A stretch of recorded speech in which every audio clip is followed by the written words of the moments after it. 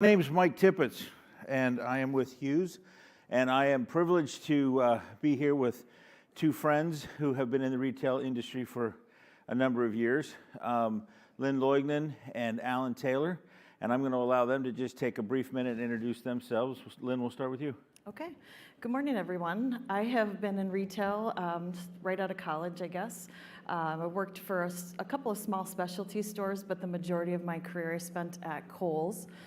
For about 20 years. I worked in stores for about 10 years, different levels of leadership, and then I moved to Milwaukee, and I was a director in merchandising, operations, and then lastly, communications. And so I'm going to focus a little bit on that communications piece today. After Kohl's, I moved out to Sacramento, California, where I worked for a regional grocer out there called Raley's. And I recently left there, and I'm just taking some time to figure out what's next at this point. Hi, I'm Alan Langford. I'm a director of broadcast and media productions for JCPenney. Been with the company for 30-something years. Started with them when I was right out of high school and worked part-time and went into their management trainee program, worked through the stores, and then actually left the company, got into the TV business, and then came back to the company. And so today I got a group of 28 people. It's broadcast and media productions. We have our own satellite network, and we broadcast out training and communications to the stores. Outstanding. So the topic of our session today is creating a brand ambassador. So let's just start real quickly. In your mind, what is a brand ambassador? A brand ambassador to me is, whether it's a customer or it's an employee, it's someone that is loyal to your business, connected to your business, and I think they feel that their success is your success. And because of that, they're happy to talk about your business and what's so great about it.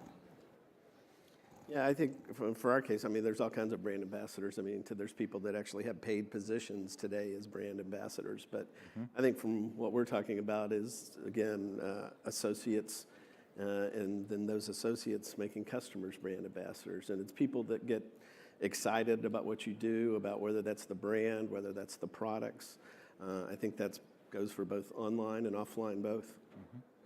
You know, we were talking before we came up here, and I don't know if anybody in the audience has a better example of a brand ambassador or brand ambassadors than Harley Davidson.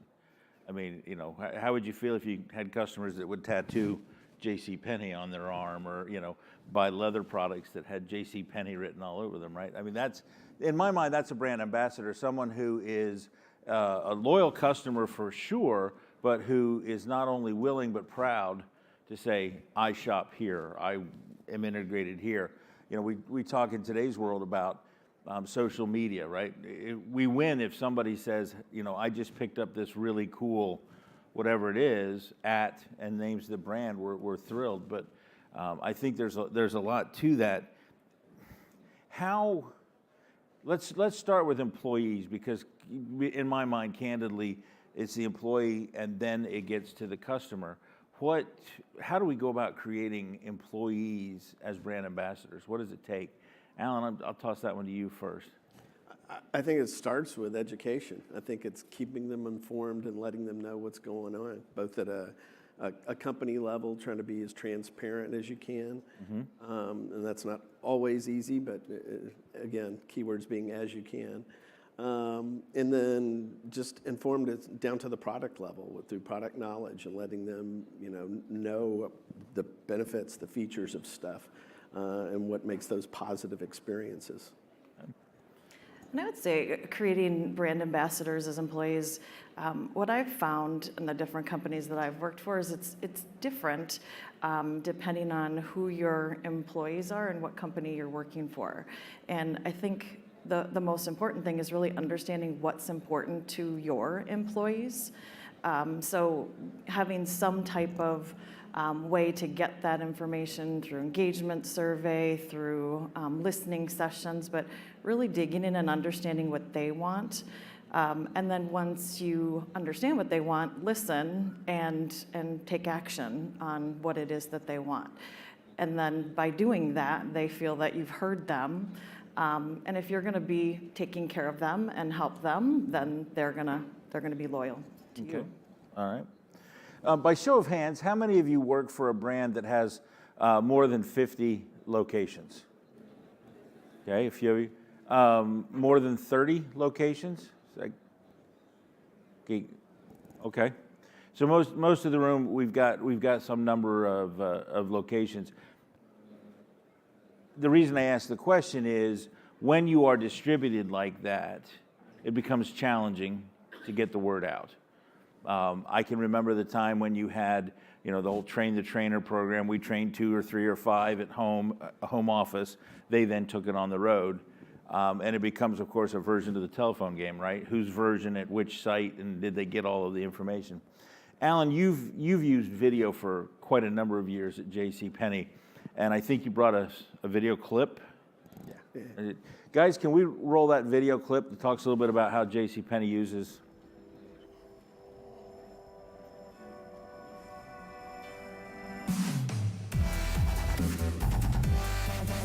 Welcome to this week's edition of Winning the Week.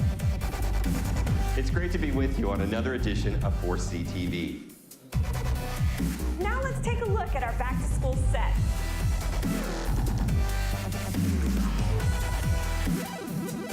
When you feel like you are part of something special, you can't get that anywhere else. I like to use this time to ensure that we're connecting as an organization and we're learning and we're growing together. Welcome to Kings Plaza. To celebrate the grand opening of Brooklyn JCPenney.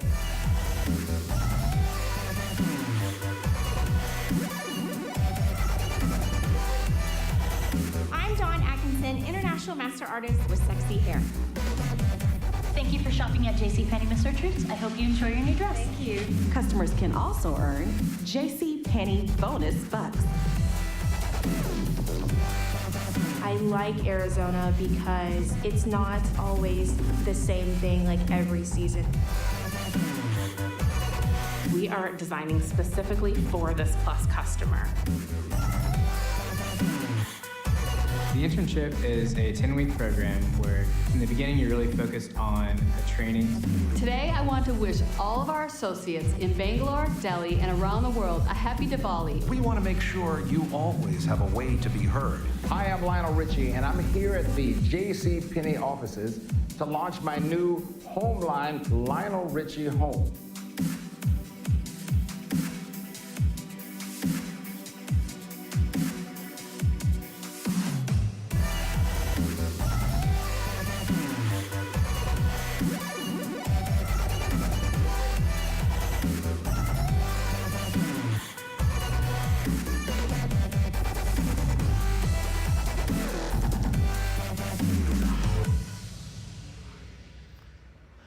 So in that video, I saw at least a dozen different departments, several different purpose-driven videos. Tell us a little bit about the different groups, the different ways that they're working and doing this communication. Well, really, I mean, we're everybody in the company is our customer, from the merchandise divisions to the legal division to the salon division to anybody and everybody. But I think it kind of starts with our leadership, and we've had great support from the executives over the years, and that goes out to the stores on a weekly basis. We do a live broadcast that talks about the top 3 things that are important this week. So they get information that's pertinent, and it goes product knowledge, as you can see in there. There's a lot of different elements of things that are timely. Sephora is a good example where you've got all kinds of makeup and things, and every week they're coming out with something new. So if we can show the associates how you use it and how to make it more effective, that helps them. But really, it's anybody that has information that they want to get out, and whether we do that through a live broadcast or an on-demand broadcast or a print piece. Mm-hmm. Mm-hmm. So in the videos and the work that you do, how do you deal with inclusion? with the idea of making sure that when I watch that video, I see somebody who looks like me? Well, I think inclusion is, it's not something that you just say, oh, we want to make sure we covered these bases. For us as a company, it's something that we truly believe in, and it's something that we support, and it starts from day one. And again, it's one of those things that everybody in the company, from executive leadership all the way down, has to participate in. And I think it's something that's just day in and day out, something that we always have top of mind. That's a terrific answer, that because it just shows up, right? And if it is part of the culture, it's not, oh, we did that for the video. That's just how we are. Lynn, I'm going to shift to a program I'm familiar with from your days at Kohl's. Tell the audience a little bit about the #LifeAtKohl's program. #LifeAtKohl's was a program that we started, I think it was about 4 or 5 years ago now. We had some new leaders in the organization that had started, and I actually had started a new team, the internal communications team. So prior to having this team, we had communication dispersed throughout the company. There were probably about 200 people that created communication, and we decided to bring a team together where we had a media team. We had people that were focused on store communication, people that were focused on corporate communication, and then just overall organizational communication. And one of the things that we realized was that our team members, as we were thinking about brand ambassadors, they had a lot to say across the company about what was happening in their daily lives, whether they were in a cube or in the DC or in a store. They really wanted some way to talk about their experience at Kohl's, and we thought that it would be a great idea to brand it and to give people a voice. And I thought it was going to be really simple, but honestly, there were a lot of us involved in making that happen, to make sure that we had the right policy in place, to make sure that we were really thinking about, what do we want our team members to say and not say, and are we comfortable with that? And when we started the program, it was at a time where, as an organization, we weren't really comfortable with talking externally or having our team members talk externally. So it took us a little while to prove out that we could do it and it would be okay, and it would actually be a really positive thing.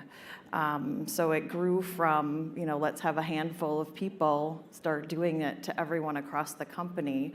And now, I'm not there any longer, but now I still see it today, where you can see team members, if you're out on Twitter, if you're on Facebook, Instagram, wherever, adding that hashtag when they are out in the community doing something great for the organization, or they have Cheetos for lunch, and for some reason they think everybody needs to know they're having Cheetos for lunch. Just sharing a lot of different things, and I think it does a lot of things for the organization. The thing it does for the team members is it gives them a voice, and they really love having that voice. So I've been fortunate enough to kind of be on the side, helping a little bit and watching as this program moves along. And I can only imagine the room where you had the senior leadership and the lawyers when this was first introduced. But you have to understand, Kohl's said to their associates on Twitter, not on a private channel, not on an internal channel, on Twitter, post #LifeAtKohl's when you think something is good. And then we began we began pulling it in and showing it in the break rooms. Mm-hmm. It was not uncommon for us to see #LifeAtKohl's waiting to see my post on screen.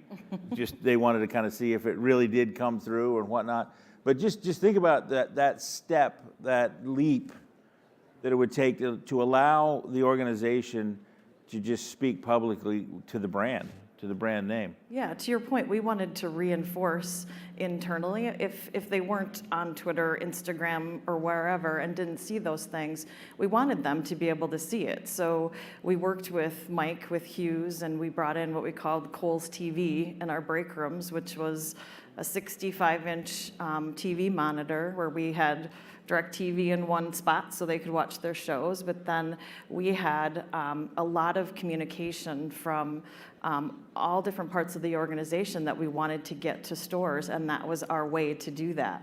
And one of the things that we added was a feed that had anything from #LifeAtKohl's.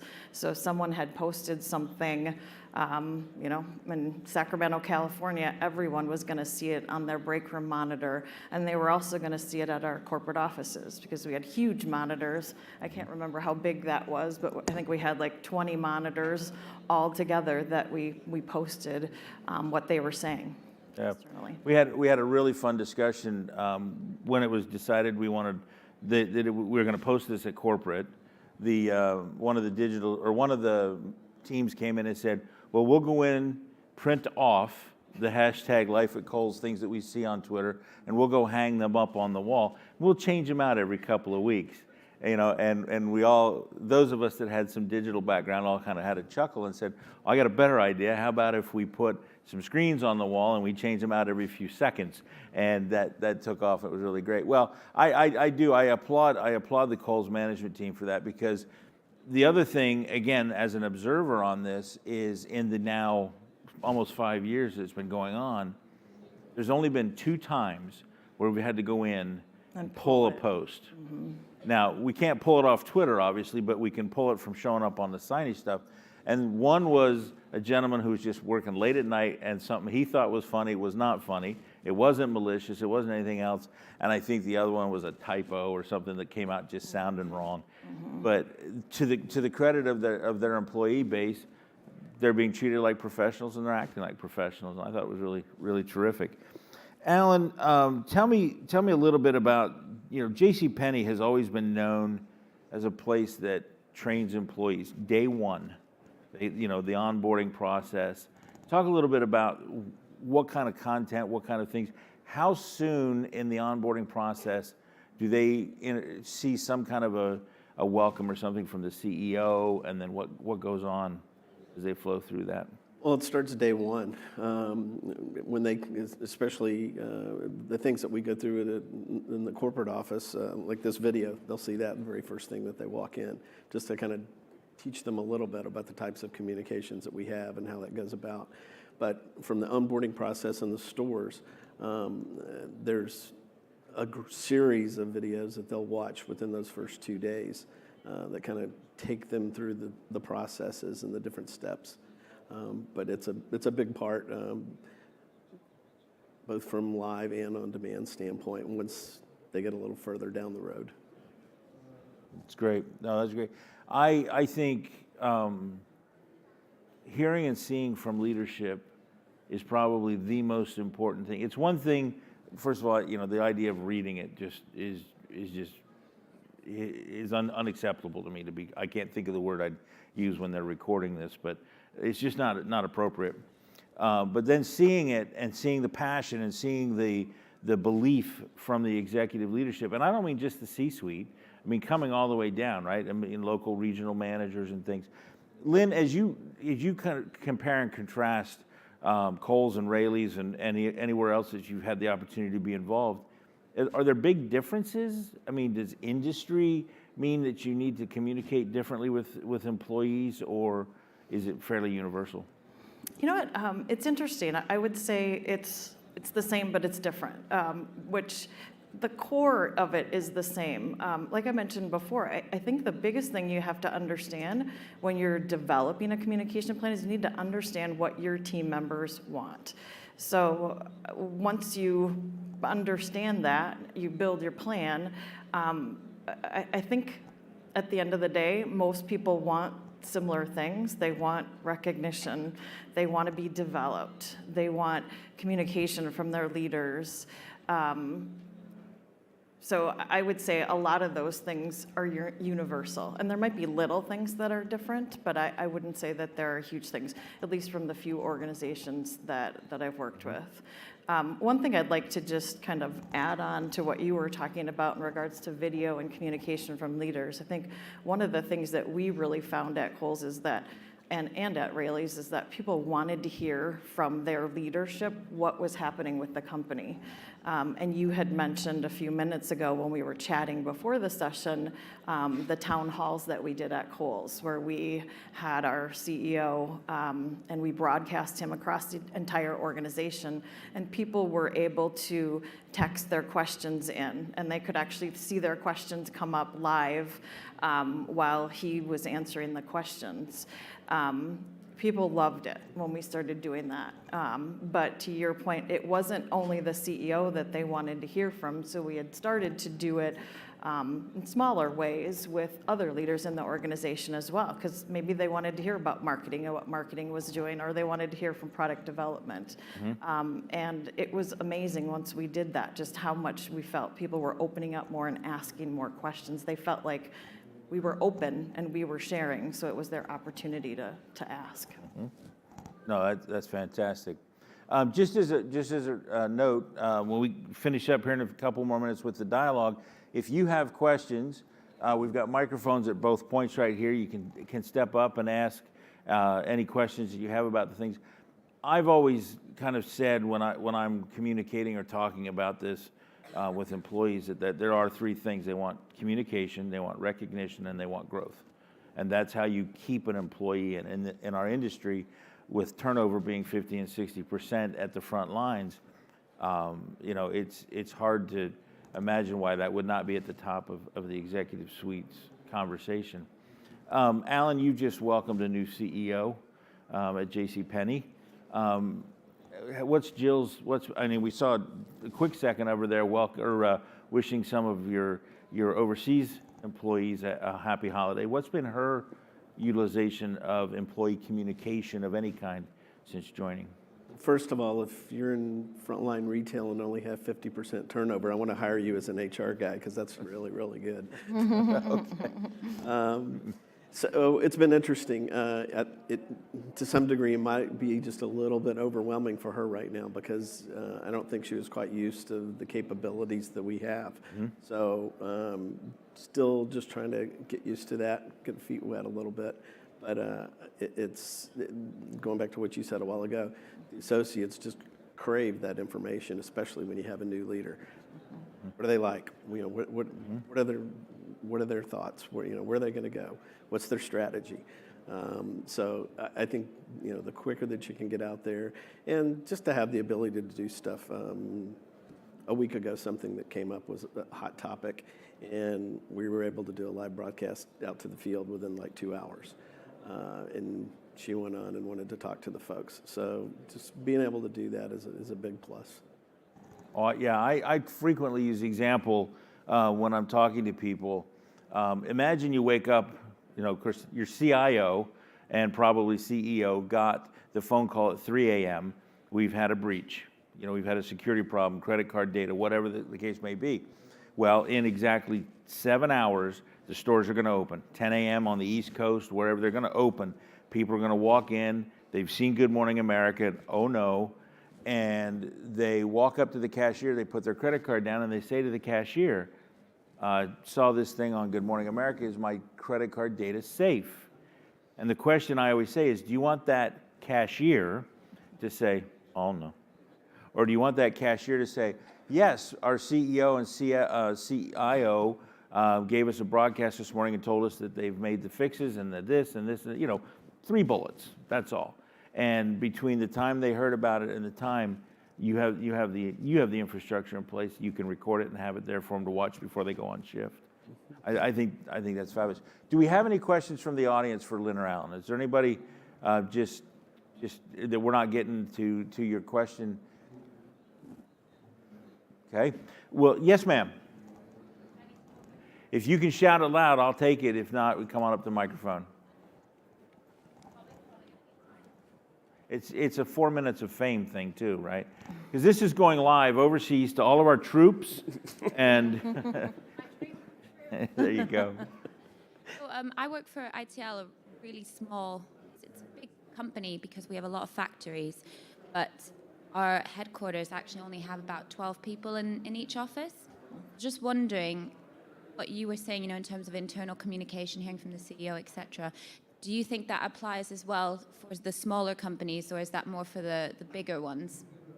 I personally think it's all companies. They all want to hear from the leadership team and what's happening. And it's not just the CFO and the C-level suite leadership. I think they want to hear from middle leadership on up. So I think it's really important to first understand what is important to your team members and then develop a game plan based on what they tell you. But I absolutely think so. I think they want to know, to your point, they want to know the state of the company. They also just want to know about the leader. They just want to know who they are. And I think the more comfortable a leader is sharing a little bit about themselves and letting them see that genuine person talking to them, the more comfortable team members are and the more they want to hear from them. Thank you. You bet. Yeah, just to add on to that too, I think, you know, we're really fortunate. We've got studios and satellite and broadcast capabilities and all that, but you don't have to have that. There's so many ways to down and dirty, cheap options today to be able to stream stuff and get it out there. And I get people from time to time that are new in the communications field or in this industry and, you know, have a lot of questions. And best thing I can say is to try and reach out to people who are doing it. And I'll put a plug in here. One of the organizations I'm in, CMMA, Communications Media Management Association. And it's a great group to have peers that are doing the same thing that you do. And if you've got an issue, somebody else has either thought about it or they've had the same problem. It's a great group to be able to find stuff from. That's fantastic. No, thank you for your question. Yes, sir.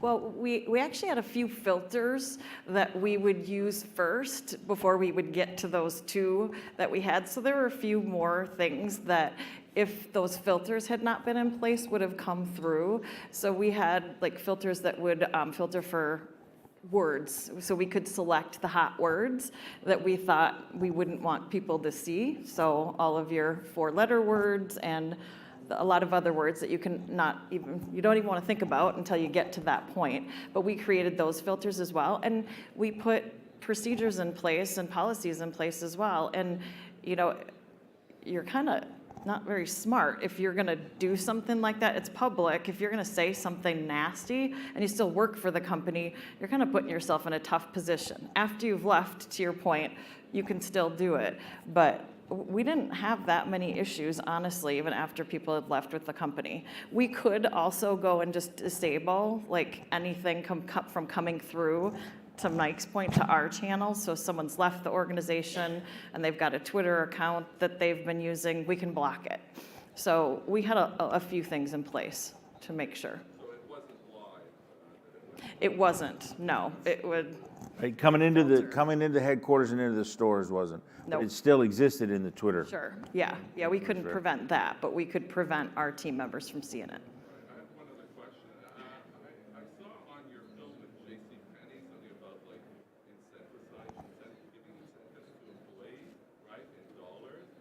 Yet I heard two thoughts. Some people just want to talk about the company because they're proud and that's what they do, whereas others, right, you can make the case of, well, give them something for it too. Do you have a sort of an insight into that?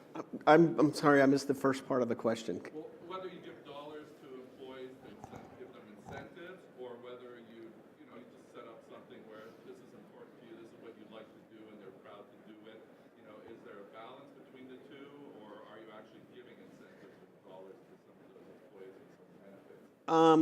No, so the incentives I think probably that were referred to there are part of just bonuses for sales and things like that. Not necessarily just, you know, ambassador type stuff or things like that. Okay, so nothing for being an ambassador. Yeah, no.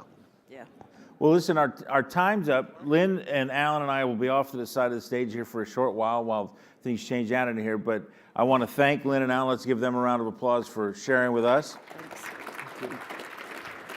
And the last thing that I'll leave you with is anytime you have something like this and you want to do a program or you have an idea, the first question that's going to be asked is, how will we fund this? We put together an online model. The URL is scienceofengagement.com.